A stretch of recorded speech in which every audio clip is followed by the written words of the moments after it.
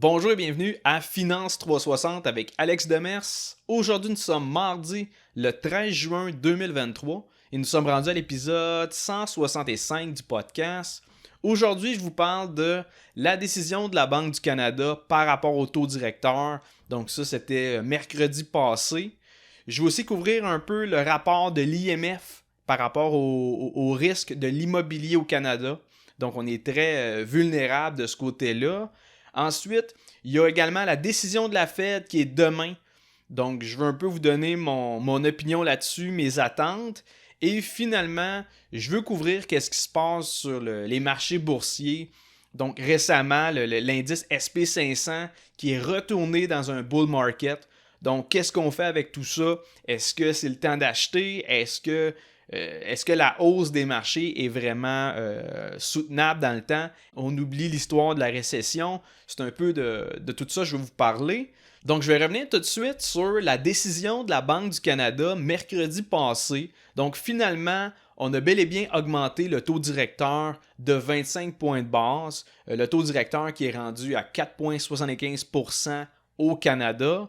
Même si c'est un petit peu prévisible de mon côté, j'en avais parlé dans le dernier épisode. Je suis content d'avoir vu juste, mais quand même, ça reste qu'il y a bien du monde qui ont été surpris de voir ça. T'sais, en même temps, je peux comprendre parce que, la dernière fois qu'on a vu des taux d'intérêt aussi élevés que ça, c'était en 2001. Je parle au Canada, évidemment. Et deux, si tu te fiais à des vidéos de TikTok ou des podcasts de courtiers hypothécaires ou courtiers immobiliers, ça parlait déjà de réduire le taux directeur. Ça prévoyait déjà que les taux d'intérêt allaient descendre prochainement. Mais tu sais, si vous voulez un conseil, écoutez pas les conseils du monde qui ont tout intérêt à ce que vous faites une transaction avec eux autres. C'est une transaction en immobilier, il y a quelqu'un quelque part qui ramasse une commission, fait qu'ils sont un petit peu biaisés quand ils vous disent qu'eux autres, ils pensent que les taux d'intérêt vont redescendre. Et c'est pas tant qu'ils sont mal intentionnés, c'est juste que eux autres sont courtiers hypothécaires ou courtiers immobiliers depuis moins de 10 ans. Fait qu'eux autres, ils n'ont jamais connu ça, des taux d'intérêt élevés. Fait que dans leur tête, ça a comme juste pas le choix de redescendre. Mais tu sais, dans les faits, on était dans une période qui était anormale. Tu sais, les 15 dernières années, le taux directeur qui n'a jamais dépassé 2%, c'est pas la normalité. Les taux d'intérêt étaient anormalement bas. Ça a créé ce que ça a créé, c'est-à-dire l'inflation, le surendettement, tout ça. Mais reste que les taux d'intérêt actuels, ils sont pas anormalement élevés. En fait, on retourne vers une normalité. C'est juste que depuis plusieurs années, on est habitué à des taux d'intérêt extrêmement bas. Et tu sais, c'est normal. Quand le taux directeur est pas loin de 0% ou à 1%, c'est sûr qu'emprunter, ça coûte pratiquement rien. Fait que le monde, il met tout sur le financement, ça dépense, ça s'endette. Mais là, justement, il faut mettre un frein à ça et on est rendu là. Et pour revenir sur les courtiers hypothécaires, les courtiers immobiliers, c'est pas une mauvaise gang, là. C'est juste que là-dedans, il y en a une couple qui ont fait la palette en 2020, 2021, avec la frénésie des achats, avec des surenchères, tout ça. Mais là, je pense qu'il y a une couple de personnes là-dedans qui commencent à trouver ça tranquille, le marché immobilier. Déjà cette année, il y a une bonne gang de courtiers qui ont décidé de ne pas renouveler leur permis auprès de l'OASIC. Il y a quand même des frais à être courtier immobilier. Fait que si tu ne vends pas, un moment donné, tu as bien beau avoir une marge, tu commences à piger dedans, puis ça devient de moins en moins intéressant. Bref, pour revenir sur les taux d'intérêt au Canada, selon moi, il va y avoir une autre augmentation du taux directeur. Encore une fois, je pense que ça va être de 0,25%, 25 points de base. Donc ça, c'est au mois de juillet. Et donc, à ce moment-là, si c'est le cas, le taux directeur au Canada va être rendu en fait à 5%. Et je pense qu'il va rester là tant et aussi longtemps que l'économie canadienne ne va pas commencer à planter.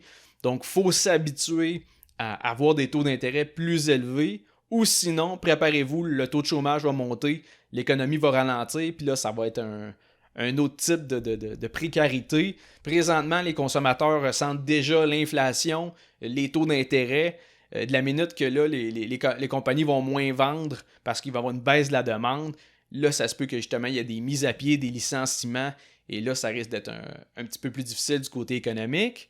Et d'ailleurs, ça m'amène à vous parler du rapport de l'IMF. L'IMF qui est l'International Monetary Fund. Et ce rapport-là a démontré que le Canada, c'est le pays le plus à risque pour une bulle immobilière. Si on regarde, on est officiellement en première position dans le palmarès. Je ne me vanterai pas de ça, là, mais le Canada est en première position, suivi de l'Australie, le Luxembourg, la Norvège. Puis on retrouve également les États-Unis qui sont en 7e place. Et grosso modo, pour évaluer le risque du secteur de l'immobilier de chaque pays, l'IMF, qu'est-ce qu'elle a fait, c'est qu'elle a utilisé différents critères, comme par exemple, ils ont évalué la proportion des ménages qui sont propriétaires avec une hypothèque. Évidemment, au Canada, c'est la majorité du monde. Ils ont également évalué la croissance des prix des maisons, l'augmentation cumulée des taux d'intérêt, etc. Et si on regarde de notre côté, au Canada, on a tous les éléments qui rendent le marché immobilier très vulnérable aux augmentations des taux d'intérêt. Parce que, comme je vous dis, la majorité des propriétaires, ils ont une hypothèque, donc ils ont un prêt hypothécaire, ce n'est pas des maisons payées cash. Le prix des maisons au Canada a également monté en flèche depuis 2020. Et, comme vous le savez, la Banque du Canada a relevé son taux directeur de plus de 4,5 %, et ça en 15 mois. Et si on veut pousser l'analyse un peu, on peut regarder les données d'Equifax Canada. Donc, eux autres, c'est l'agence qui regarde l'endettement, les défauts de paiement, tout ça.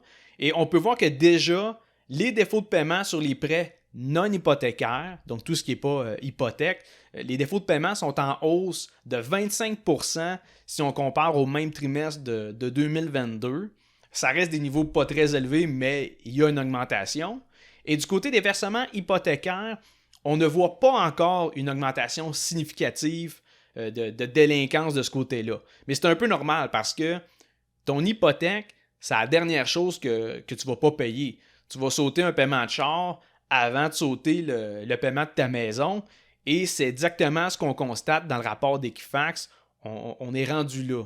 Et comme je le disais au dernier épisode, c'est juste le début. Dans le sens que, attendez fin 2023, début 2024, quand il va y avoir de plus en plus de propriétaires qui vont devoir renouveler leur hypothèque, là, d'après moi, ça se peut que l'inventaire des maisons à vendre à se mette à jumper un peu. Et ça se peut qu'à ce moment-là, le prix médian des maisons se retrouve tranquillement pas vite à baisser encore plus qu'il l'a fait au dernier trimestre. Sinon, si on se penche du côté des États-Unis, mercredi cette semaine, donc demain, c'est au tour de la Réserve fédérale américaine de prendre sa décision par rapport au taux directeur. Et à ce moment-là, contrairement à la Banque du Canada, je pense que la Fed va décider de faire une pause du côté de la hausse de ses taux d'intérêt. Premièrement, on a pu voir les données de l'IPC aux États-Unis et comme de fait, au mois de mai, le taux d'inflation sur une base annuelle, il a ralenti à 4 %. Donc, il y a vraiment une décélération du côté de la hausse des prix aux États-Unis. La dernière fois que le taux d'inflation sur 12 mois a été aussi bas, c'était en avril 2021. Donc là, on commence vraiment à avoir le ralentissement. La deuxième chose qui me fait croire que la Fed va décider de faire une pause, c'est-à-dire de laisser le taux directeur à 5,25 %, c'est que l'économie américaine commence à rusher déjà maintenant. C'est-à-dire que les banques ont de la misère avec leur liquidité. L'endettement des consommateurs dépasse 17 trillions de dollars. Les soldes de cartes de crédit sont à des niveaux plus élevés que pré-pandémie. Donc, je pense que la Fed commence à être stressée de continuer d'augmenter les taux d'intérêt. Donc, d'après moi, demain, la Fed va annoncer qu'ils maintiennent le taux directeur à 5,25 %. Et si on regarde du côté des marchés boursiers, je pense que c'est un peu le sentiment des investisseurs aussi, dans le sens qu'on peut voir que le SP 500 et l'indice Nasdaq, depuis une couple de semaines, c'est vraiment à la hausse. On peut constater qu'à ce moment-là, que les investisseurs ils anticipent déjà la pause de la Fed. Au fait, l'indice SP 500, il vient juste de rentrer dans un bull market. Donc ça, en fait, c'est quand la valeur de l'indice monte de 20% par rapport à son dernier creux. Et là, du côté du SP 500, le dernier bottom, le dernier creux de l'indice a été en octobre 2022. Donc là, on a monté de plus de 20% à partir de là. Donc le SP500 qui est officiellement en marché haussier, en bull market. Mais encore une fois, si vous voulez mon avis, je trouve que le marché s'excite un peu. Dans le sens que c'est comme si on pensait que vu que la Fed allait arrêter de monter les taux d'intérêt, on allait être capable d'éviter la récession. Et selon moi, ça ne change rien. Dans le sens que, à mon avis, les États-Unis, ils se dirigent direct dans un ralentissement économique, peu importe si le taux directeur il est à 5,25 ou à 5,5%, tant qu'à moi, ça ne change rien. Mais comme tout le monde, moi aussi, là, j'aime ça avoir les indices boursiers dans le vert, puis regarder la valeur de mon portefeuille qui monte. Mais reste que c'est pas durant ces moments-là que j'achète des actions. Juste en regardant l'indice Fear and Greed de CNN Business, ça, vous pouvez voir ça directement en ligne, là, c'est gratuit. On peut voir qu'on est passé dans un niveau d'extrême greed. Autrement dit, le niveau d'optimisme des investisseurs, présentement, il est peut-être démesuré. Les gens sont peut-être trop confiants. Et tout ça, ça peut quand même durer quelques temps. Ça peut être des semaines, ça peut être des mois. Mais ultimement, s'il y a un ralentissement économique, ça n'a pas le choix, ça va venir affecter les résultats financiers des compagnies. Et c'est ça qui va amener finalement le prix des actions à baisser. Quand est-ce que ça va se produire, j'en ai aucune idée. Les prochains résultats financiers, la prochaine saison des earnings, ça va être au mois de juillet. C'est peut-être pas là que ça va arriver. C'est peut-être l'autre d'après ou l'autre d'après. Mais bref, à court terme, le bull market va se poursuivre tant et aussi longtemps que le marché ne réalise pas qu'il y a une récession qui est à l'horizon. Là, on focus sur le fait que la Fed devrait arrêter de monter le taux directeur. Donc oui, ça en soi, ça va aider les consommateurs et les entreprises, mais je pense pas qu'on est à 25 points de base près d'éviter la récession.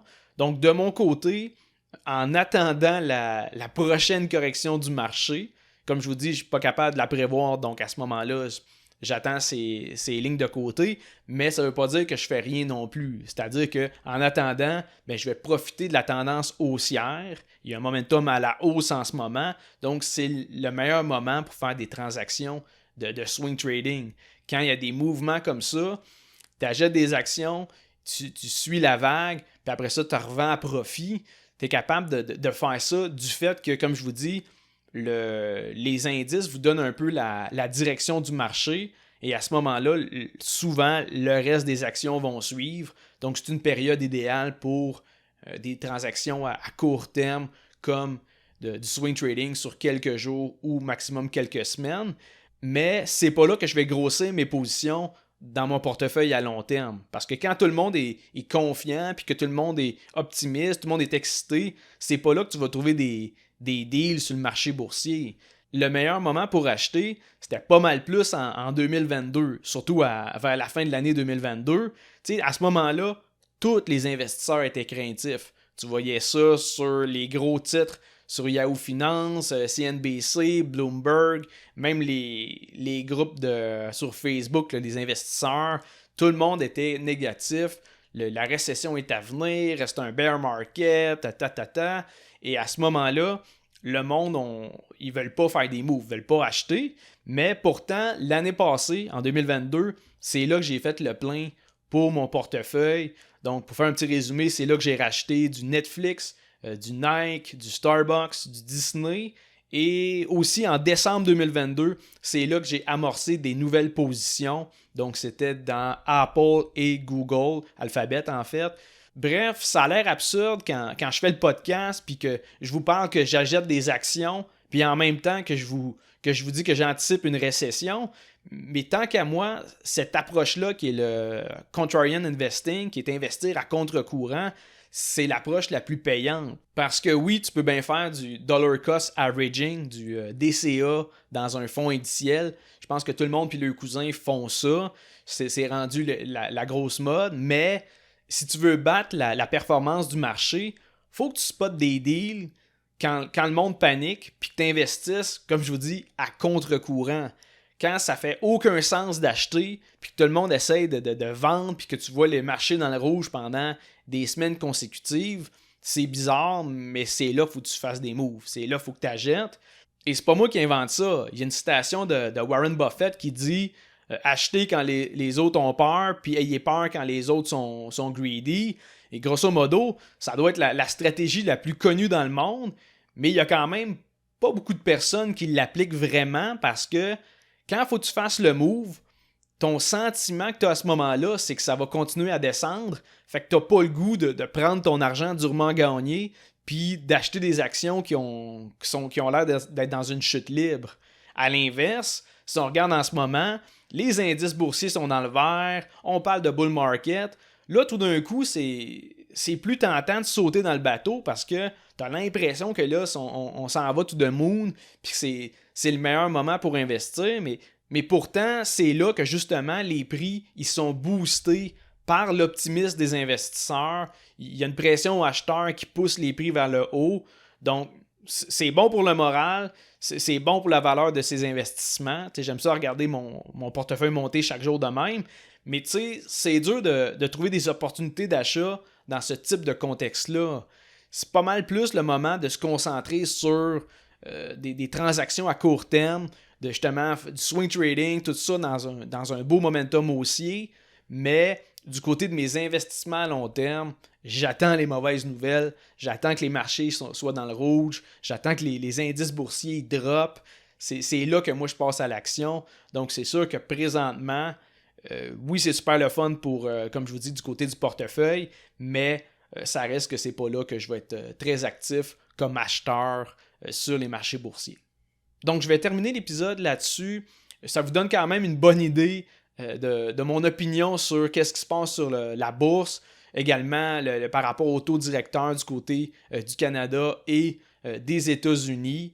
Donc, si vous appréciez le podcast, si vous aimez le contenu, vous trouvez ça pertinent, laissez 5 étoiles sur Spotify, laissez un review, un commentaire sur Apple Podcasts. Ça aide beaucoup à faire connaître le podcast. Et encore une fois, je vous remercie de votre écoute et on se revoit mardi prochain pour un autre épisode de Finance 360.